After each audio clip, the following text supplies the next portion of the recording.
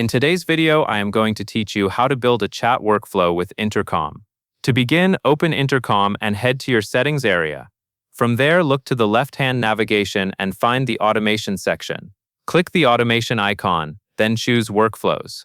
This is where you create automated chat paths that guide customers, collect details, and route conversations to the right place.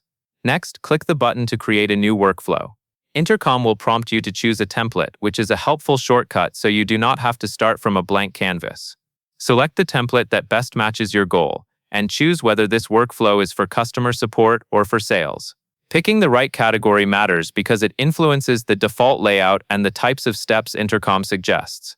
Once your workflow is created, set the first welcome message that customers will see when they open the chat. Keep this message friendly and specific.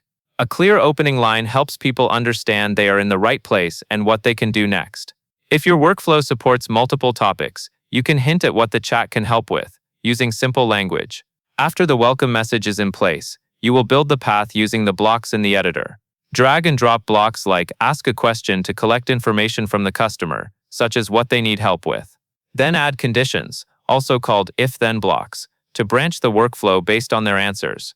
This is how you create a smooth experience, where different responses lead to different outcomes, without making the customer repeat themselves. As you build, keep your path easy to follow. Make sure each question is focused on one thing, and that each condition clearly matches the answers you expect to receive. When your path is ready, add an assign step.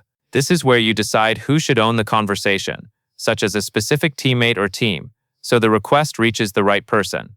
Assignment is especially important when a chat needs a human follow-up. Finally, review the workflow from start to finish.